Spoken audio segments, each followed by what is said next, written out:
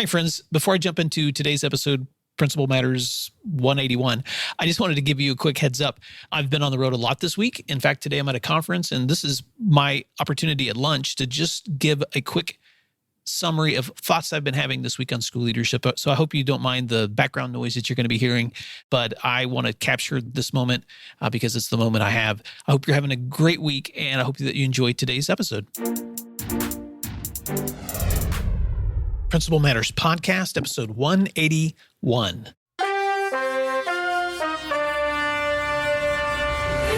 Hi, friends. This is Will Parker, host of Principal Matters, the School Leaders Podcast, where each week I bring you inspiring, innovative, and imaginative ideas for your own school leadership. This week, I want to talk about finding your swing, how leadership and teamwork go hand in hand. If you'd like other free resources like this one, you can check out all my posts at my website at williamdparker.com. Yesterday, I had the privilege of spending an afternoon with a team of new assistant principals. And as we talked about their first semester, they shared the lessons that they've been learning in time management, communication, problem solving, and they're finding their unique places on new teams, understanding their new roles for the first time and learning new lessons every day. Being a school leader involves an overwhelming number of daily tasks, as you know. Requests from teachers for help, situations with students that require thoughtful intervention and assistance. And it is no easy task. And it's certainly not one for the faint of heart. At the same time, it is not one you can accomplish on your own. No amount of self-determination or grit will accomplish as much as what happens when you begin to understand the power of collaborating with others on your team. This reminds me of a book that I've been reading recently by Daniel James Brown called The Boys in the Boat, 9 Americans and Their Epic Quest for Gold at the 1936 Berlin Olympics.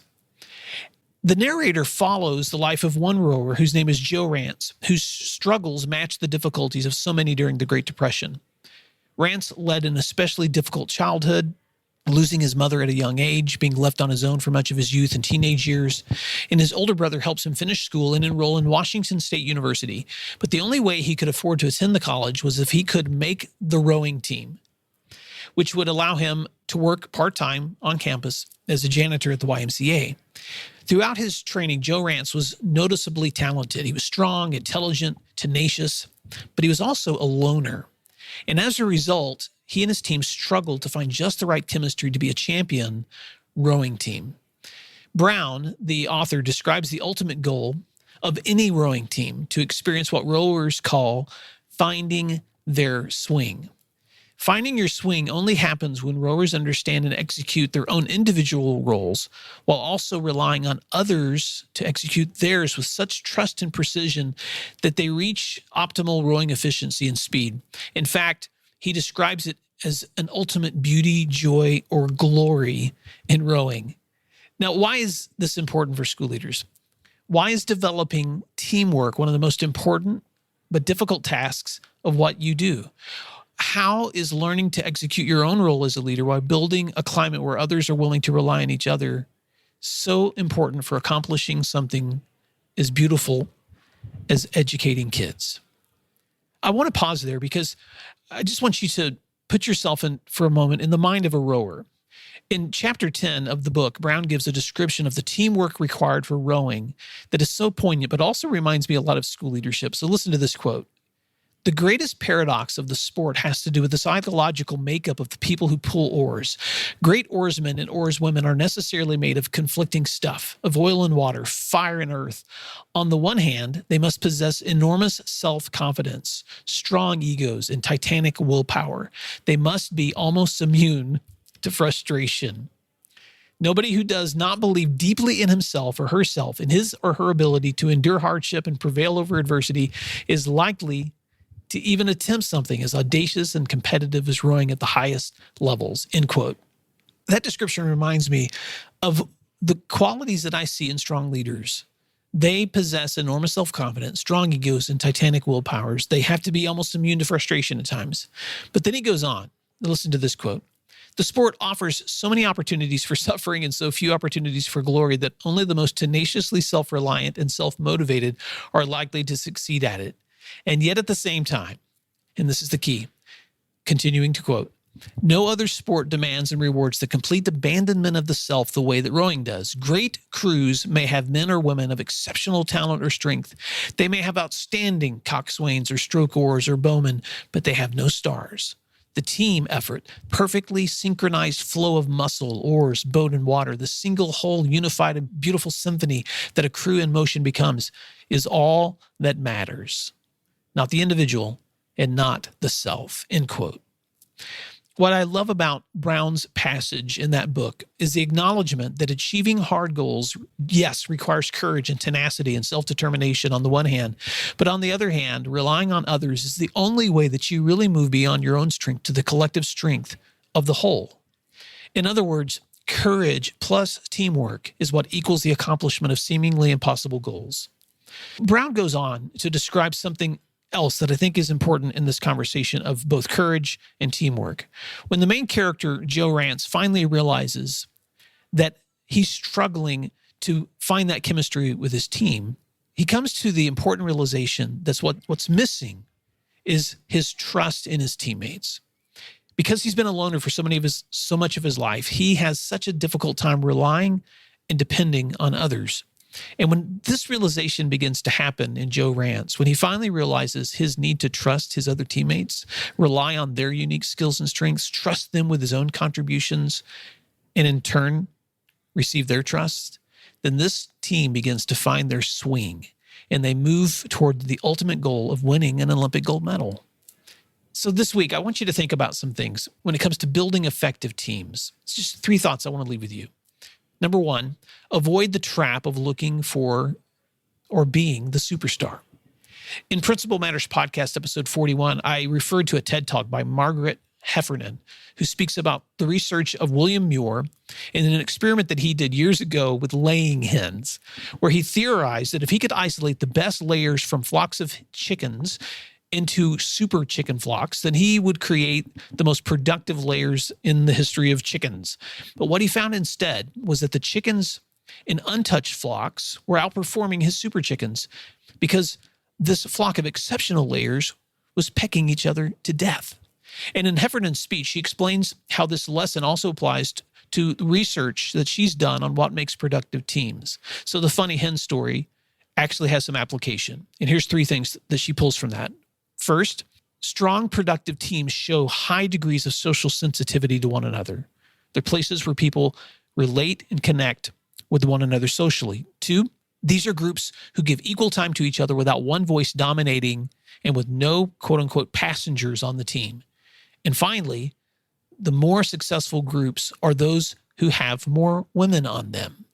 In other words, the kind of teamwork that we want happens when we build structures for shared leadership, when we're relying on teams of teachers or students or community members in our decision-making.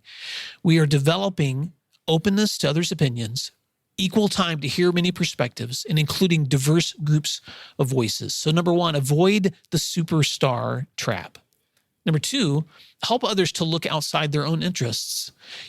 Recently I was visiting with a district school leader who told me that she had taken a group of teachers on a bus ride to tour their community, and she drove them into the parts of their city where students were living in the most difficult conditions. She wanted them to see for themselves the kinds of environments that many of their students were facing outside of school. And this perspective was so helpful because when her teachers understood that many of their students were living without electricity or adequate food, they were a lot more compassionate about why those same kids were struggling to finish their homework. And this same mindset applies for all of us. Even though we may have great ideas, it's important that we seek the input and the perspective of others. When we do so, we're going to accomplish a lot more with a mindset of togetherness than simply assuming that we have the best ideas just because we are leaders. So number 2, help others to look outside their own interest, including our own. And last, number 3, building trust means being trustworthy. It's easy to talk about trust, but you only build trust through consistent, long-term actions that show that others can trust you. And that means that you avoid empty threats, you keep your promises, you have the backs of those on your team, and if or when you fail, you admit it. You ask forgiveness and you move on. One of the most valuable lessons that I learned as a teacher was when I learned to apologize to my students. What I discovered was their willingness to trust me grew through those moments. They were willing to give me a second chance because I was honest about my mistakes. And as I look back on my decisions as a school leader, many times I've had to do the same thing, to be humble enough to admit when I'm wrong and to pivot my position going forward. Yes, it's a delicate balance to lead with courage while also building a culture of reliance on one another. But at the end of the day, if you are encouraging shared leadership, if your decisions are in line with the core values and goals of your school, then you can sleep well at night, even when not everyone buys into those decisions. Cultures of trust are things that require constant nourishment, and resistance to them shouldn't keep us from pushing for higher and higher degrees of collaboration. So let's wrap this up.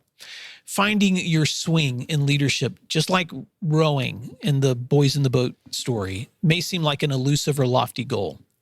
But there is something beautiful that happens in collaboration and teamwork that happens nowhere else. Ultimately, it means that you move from self-determination to the joy of what it's like to be a part of a learning community. And in the process, you rediscover the reason you're an educator and why you're an education leader. Yes, you must have courage to be one, but you also must learn to rely on those around you, to be trustworthy, and to build communities of trust, to lead strong school communities. You know, Daniel Brown's narrative includes this quote as well, when he says, quote, "Even after the right mixture is found, each man or woman in a rowing boat must recognize his or her place in the fabric of the crew, accept it, and accept the others as they are. It is an exquisite thing when it all comes together in just the right way. The intense bonding and the sense of exhilaration that results from it are what many oarsmen row for, far more than trophies or accolades. But it takes young men or women of extraordinary character, as well as extraordinary physical ability to pull it off," end quote. This week, as you're thinking about your leadership, you may feel like you're stepping into places where you're building teams. You may feel like you're on your own. You may dream of that moment when you can reach those parts, those times when you feel like you found your swing. But as you think about your school teams this week, I just want to remind you that those small things you do every single day, they matter. And now it's your turn. As you think about your school teams, I want to ask you this week, what is one thing that you can do to invite more input from your teachers, your students, and your community members so that you're not leading alone? What structures do you have in place to schedule times for shared feedback and reflection? How can you recognize and celebrate the strengths and unique abilities that others bring to your team? Because as I work with school leaders across my state and across the nation, those who recognize their own strengths, but recognize the strengths of others and connect those together are the ones that enjoy finding their swing. And I hope you do too. Well, I hope that was helpful this week. If it is, please share this post out with others. If you want to rate this podcast on iTunes, it makes it more noticeable for people that are looking for school leadership podcasts. So I encourage you to do that today. Until next time, I hope you have a fantastic week. Thanks for doing what matters, and I'll talk to you soon. If you'd like other free resources like this one, you can check out all my posts at williamdparker.com.